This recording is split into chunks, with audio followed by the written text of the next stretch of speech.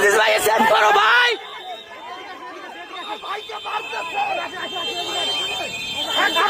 কি করতেছে প্রশাসন? কিছু করতেছে না ভাই। ভাই আমাদেরকে মারতেছে ভাই। ভাই প্রশাসন দেখায় দেখায় দেখতেছে।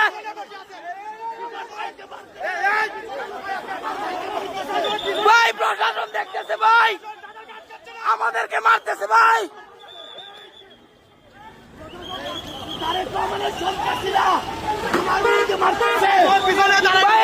বিএনপির সন্ত্রাসীরা আমাদের উপর আক্রমণ করছে। প্রশাসন দাঁড়ায় দাঁড়ায় সব দেখতেছে, তারা কোনো অ্যাকশন নিতেছে না।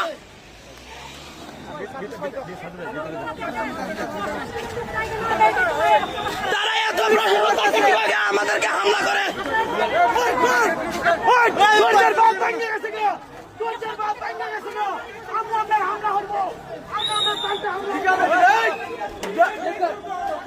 এখান থেকে প্রয়োজনে আমাদের লাশ যাবে, কিন্তু এর বিচার, এর জবাব তারেক রহমানকে দিতে হবে। কারো হাত ভেঙে গেছে, কারো মাথা ফেটে গেছে, ক্যামেরা, ফোন সব ওই জিকে গৌসের ছাত্রদল যুবদলের সন্ত্রাসী বাহিনী সব নিয়ে গেছে।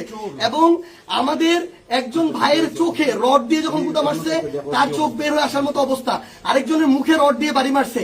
এই ভাইদেরকে, এবং উনি আমার জেলা সেক্রেটারি এনসিপির, উনি একজন ভাইকে বাঁচাইতে গিয়ে রড দিয়ে উনার এই কনুই ভেঙে শেষ করে দেওয়া হয়েছে। আপনারা একটু কাছে নিয়ে আসেন। আপনারা যদি দেখেন যে এখানে উনার হাতটার কি অবস্থা হয়েছে, এই জায়গায় মানে এটা ধরার মতো কোনো অবস্থা নেই। এখানে মাথায় এই যে রড দিয়ে প্রত্যেকটা জায়গায় বাড়ি মারছে।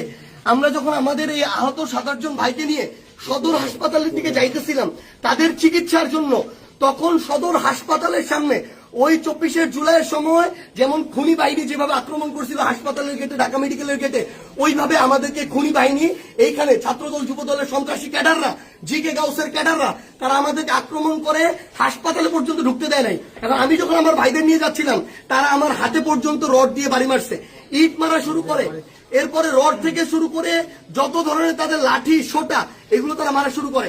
এবং ওইখানে আমাদের ছাত্র শক্তি, যুব শক্তির, এনসিপির অনেক ভাইকে তারা ওইখানে মানে ওই সবার সামনে ওইখানে পিটায়। এবং আমরা এখানে পুলিশ দেখলাম, আমাদের সামনে থাকা তো দূরের কথা, আমাদের সাথে থাকা তো দূরের কথা, এত বড় হামলার পরে তারা পিছনে দাঁড়ায় দাঁড়ায় নাটক দেখতেছে। এই ছিল অবস্থা। এই যদি হয় বাংলাদেশের অবস্থা, তাহলে তারেক রহমানকে জবাব দিতে হবে। এটা কি তারেক রহমানের সন্ত্রাসী বাহিনী, যেই বাহিনী মানুষের উপরে এইভাবে শুধুমাত্র ডিমোট করার কারণে, সমালোচনা করার কারণে এইভাবে আক্রমণ করতেছে? সালাউদ্দিন আহমেদকে জবাব দিতে হবে। তারা কি এই জিকে গাউসদেরকে এই সন্ত্রাসী কার্যক্রমের টিকাদারি দিয়ে রাখছে কিনা, এর বিচার না হওয়া পর্যন্ত আমরা হবিগঞ্জে আছি। যদি পারে আমাদেরকে মেরে ফেলবে, এখান থেকে প্রয়োজনে আমাদের লাশ যাবে, কিন্তু এর বিচার, এর জবাব তারেক রহমানকে দিতে হবে।